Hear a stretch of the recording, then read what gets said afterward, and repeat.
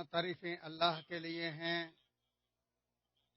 جس نے ہمارے مابین امن و سکون کو پیدا کیا اور ہمیں ہمارے دلوں میں الفت محبت ڈالی اور موضوع پر مسے کی وجہ سے ہمارے لیے آسانی پیدا کی۔ اور میں گواہی دیتا ہوں کہ اللہ وحدہ لا شریک کے علاوہ کوئی سچا معبود نہیں ہے، اور ہم اس کے ناموں اور اس کی صفات پر بغیر کسی تحریف، تمثیل اور بغیر تکییف کے ایمان لاتے ہیں۔ اور میں گواہی دیتا ہوں کہ ہمارے نبی اور ہمارے سردار جناب محمد صلی اللہ علیہ وآلہ وسلم اللہ کے بندے اور اس کے رسول ہیں۔ اللہ تعالیٰ، اے اللہ، آپ اور آپ کے تمام آل و اصحاب پر ایسے صلاۃ و سلام نازل فرما جو ہمہ وقت باقی رہیں۔ حمد و ثنا کے بعد اے مسلمانوں، اللہ تعالیٰ سے ڈرو، کیونکہ جو اللہ تعالیٰ سے ڈر گیا اس نے سربلندی اور ترقی کی منزلیں پا لی۔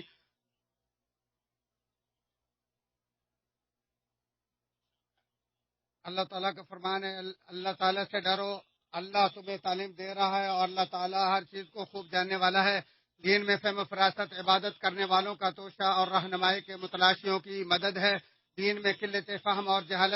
جہالت سے کام خراب اور عمل برباد ہو جاتا ہے۔ سردیوں کے شروع ہوتے ہی لوگ موزے، جرابیں، موٹے اور سردی سے بچاؤ کے کپڑے پہننا شروع کر دیتے ہیں، اور وضو کے وقت موزوں پر مسح کرنا جائز ہے، اور اس کا منکر صرف بدعتی اور فقہ آثار صحابہ پر عمل کرنے والی مسلمان جماعت کا مخالف ہے۔ اللہ کے رسول صلی اللہ علیہ وسلم موزوں پر مسح کیا کرتے تھے، جبکہ جرابوں پر مسح کرنا صحابہ رضی اللہ عنہ کی ایک جماعت سے ثابت ہے۔ موزوں پر مسح کے جواز کی وجہ سے شریعت میں نرمی، فراخی اور آسانی پائی جاتی ہے، کیونکہ سردی میں موزے پہننے کی ضرورت پڑتی ہے اور ان کے بار بار اتارنے سے مشقت کا سامنا کرنا پڑتا ہے۔ اور موزوں پر مسح کرنے والوں کے لیے مسح کے احکام، اس کی مدت، اس کا طریقہ، اس کے جواز کی شروط، جس سے مسح ٹوٹ جاتا ہے اور جب ٹوٹ جائے تو اس کا حکم اور اس قسم کے دیگر تمام مسائل کا جاننا ضروری ہے۔ اے مسلمانوں، موزہ وہ ہے جو چمڑے سے بنتا ہے اور ہلکا ہونے کی وجہ سے اسے خف کہا جاتا ہے، یا اس لیے کہ موزے کے پہننے سے دھونے کے حکم میں تخفیف ہو کر مسح جائز ہو جاتا ہے۔ اور جراب ہر وہ چیز ہے جو قدم کو ڈھانپنے والی ہو اور کاٹن، اون، جانوروں کے بالوں اور کپڑے وغیرہ سے تیار کی گئی ہو، اور آج کل اسے شراب یعنی جراب ہی کہا جاتا ہے۔ اور جرابوں پر مسح کرنے کی شرط یہ ہے کہ یہ دونوں پاک صاف اور دونوں پاؤں کو ٹخنوں سمیت ڈھانپنے والی ایسی گھنی بنتی والی موٹی ہوں کہ جن کے نیچے سے کچھ نظر نہ آئے، اور اگر ایسی جراب ہو جس کے نیچے سے دکھائی دے اور مسح کی تری قدم تک پہنچ جائے، نیز جس کے اندر سے جسم کا رنگ نظر آئے، تو ایسی جرابوں پر مسح جائز نہیں ہے۔ اور اگر جراب کے موٹا ہونے کی وجہ سے مسح کا گیلا پن قدم تک نہ پہنچے تو علماء کے صحیح قول کی روشنی میں اس پر مسح جائز ہے۔ اور دوسری شرط یہ ہے کہ موزے اور جرابیں پانی سے مکمل وضو اور طہارت کے بعد پہنے گئے ہوں، اور اگر پہلے پانی سے مکمل وضو طہارت کے بغیر موزے پہن کر مسح کیا تو وضو و نماز دونوں صحیح نہیں ہوں گے۔ اور اگر ایک پاؤں دھو کر اس پر جراب پہن لی، پھر دوسرا قدم دھو کر موزہ یا جراب پہنے، تو ایسی صورت میں علماء کے صحیح ترین قول کے مطابق مسح جائز نہیں ہوگا۔ حضرت ابو بکر رضی اللہ تعالیٰ عنہ کی اس حدیث کی وجہ سے جس میں فرمایا جب وضو کر کے موزے پہنے تو ان پر مسح کرے، یہاں فا کا تقاضا ہے کہ بعد میں اور ترتیب کے ساتھ وضو و مسح ہو، اس لیے ضروری ہے کہ پہلے وضو مکمل ہو اور پاؤں پورے دھوئے جائیں اور پھر موزے یا جرابیں پہنی جائیں۔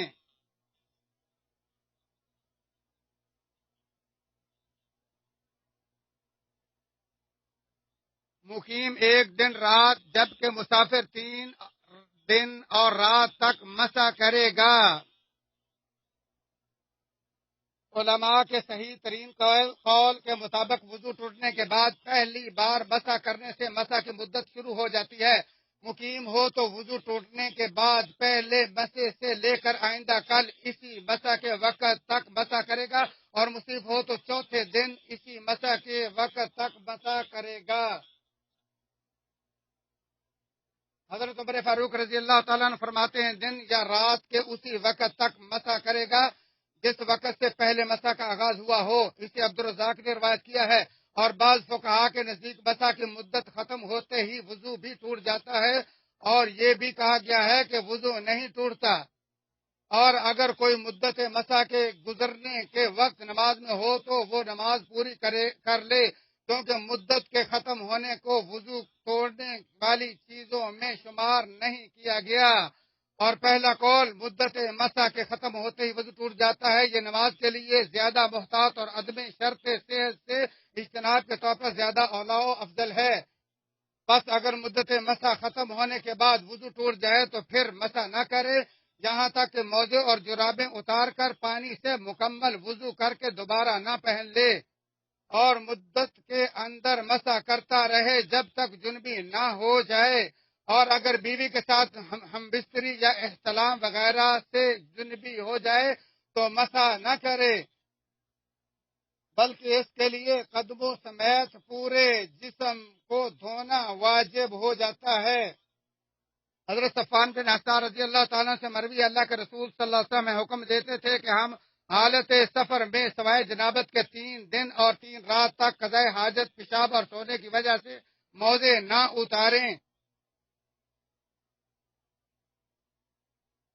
ترمذی نے بیان کیا مدت مسح کے باقی ہونے میں شک کی صورت میں جواز مسح کی شرط کے یقینی طور پر نہ پائے جانے کی وجہ سے مسح نہ کرے، اور جب موزے یا جرابیں اتار دیں یا ایک پاؤں سے موزہ اتار دیا تو اسی وقت مسح ٹوٹ کر وضو باطل ہو جاتا ہے،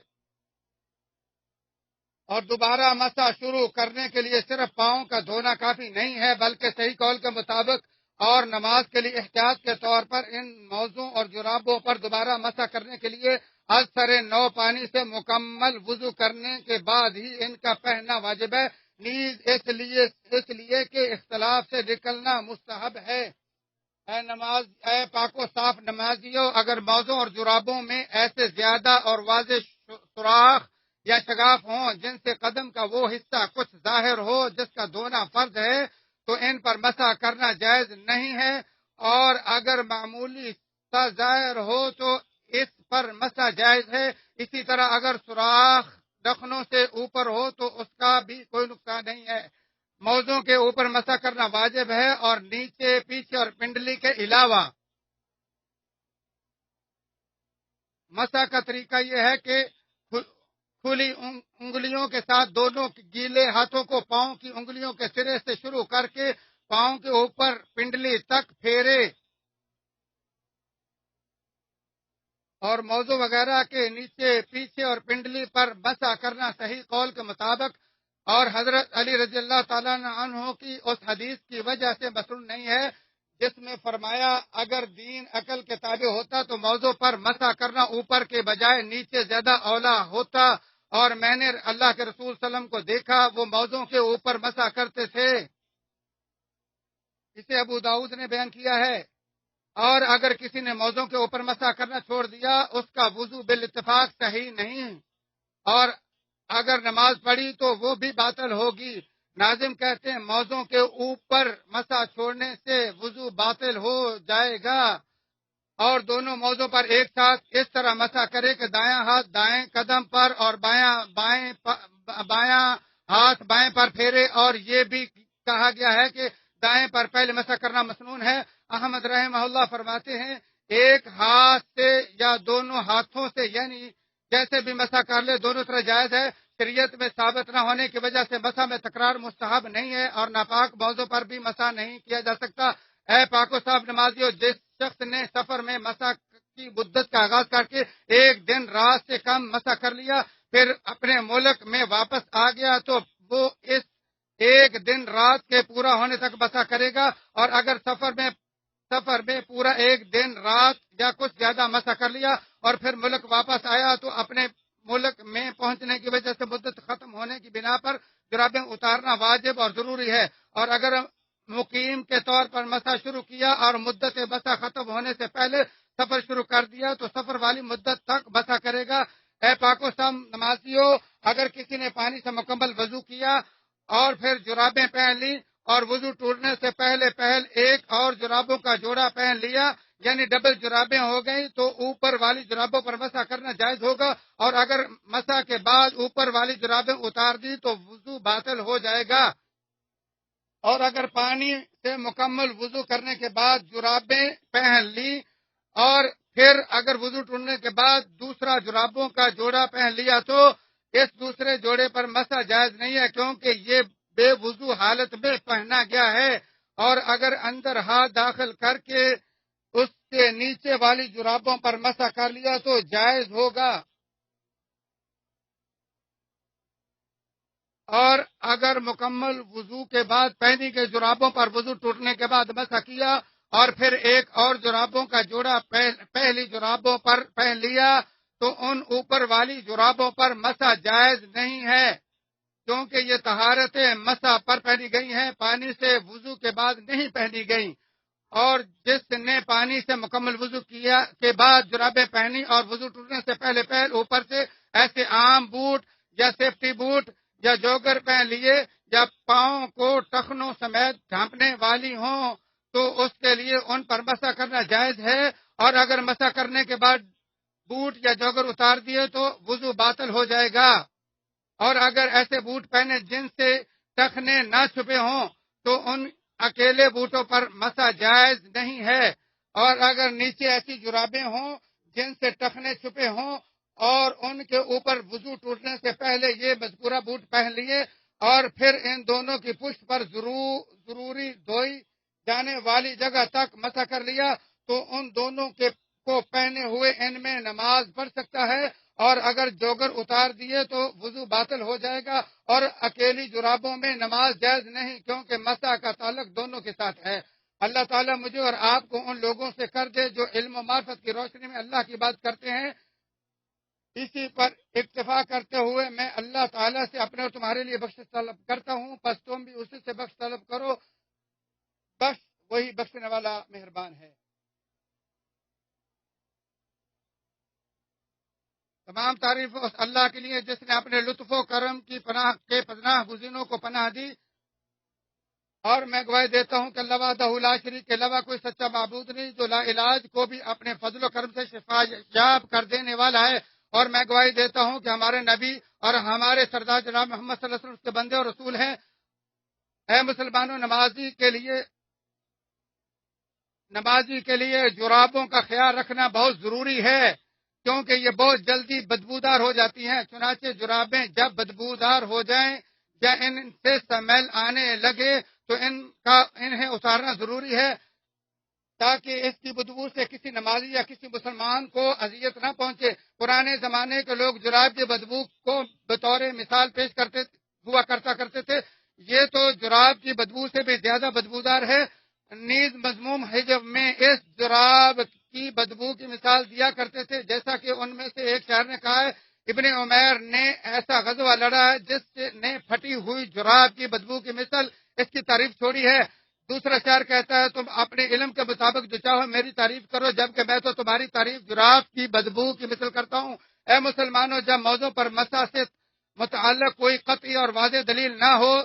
تو ہم نماز کے لیے محتاط ترین قول کی ہی نصیحت کرتے ہیں، کیونکہ احتیاط پر عمل کرنے سے نہ تو کوئی بہت بڑا حرج ہے اور نہ ہی رخصت و تخفیف کو واجب کرنے والی کوئی عظیم مشقت ہے۔ نیز احتیاط پر عمل کرنا کثرت عبادت و ثواب کا باعث ہے، اور فقہا کا کہنا ہے کہ اختلاف اور تنازع سے باہر نکلنا مستحب ہے، اور نبی مکرم صلی اللہ علیہ وسلم نے کئی مشہور واقعات میں احتیاط سے کام لیا اور اس کا حکم بھی دیا، جیسا کہ شیخان نے انس بن مالک رضی اللہ تعالی عنہ سے روایت کیا ہے کہ انہوں نے کہا، نبی مکرم صلی اللہ علیہ وسلم ایک گری ہوئی کھجور کے قریب سے گزرے تو آپ صلی اللہ علیہ وسلم نے فرمایا، اگر یہ شبہ نہ ہوتا کہ یہ صدقے کی ہو سکتی ہے تو میں یہ کھجور کھا لیتا۔ اس لیے ہم تمام مسلمانوں کو دعوت دیتے ہیں کہ وہ ان فقہی مسائل میں اختلاف کے سلسلے میں فراخ دلی سے کام لیں اور نفرت، بائیکاٹ، قطع تعلقی اور لڑائی جھگڑے کا سبب نہ بنے۔ مسلمانوں، اللہ کی بے شمار نعمتوں اور بے بہا فضلوں پر اس کا شکر ادا کرو اور یاد کرو کہ لوگ کیسے ننگے پاؤں چلتے اور گرم کپڑوں کے بغیر پتھروں پر خالی آسمان کی چھت کے نیچے سوتے تھے، اور ان کے بعد تمہیں کیسی کشادہ عیش و عشرت کی زندگی نصیب ہو گئی کہ جس میں قسم قسم کے پکے میٹھے اور تازہ پھلوں کی بھرمار ہے۔ لہذا فضلوں اور انعامات کی کشادگی و فراخی پر اللہ کا شکر ادا کرو، کیونکہ مطیع و شکر گزار کی پیش قدمی فضل و ترقی اور برکت کی جانب ہوتی ہے، جبکہ نافرمان و ناشکرے کی پیش قدمی محتاجی، بربادی اور ذلت اور رسوائی کی طرف ہوا کرتی ہے۔ ہادی و شفیع الورا احمد صلی اللہ علیہ وسلم پر پے در پے درود و سلام بھیجو، پر جس نے آپ صلی اللہ علیہ وسلم پر ایک بار درود بھیجا، اللہ تعالیٰ اس پر اس کے عوض 10 رحمتیں نازل فرمائے گا۔ اے سامعین و سامعات کرام، فضیلت الشیخ کی دعاؤں میں شریک ہوں اور آمین کہیں۔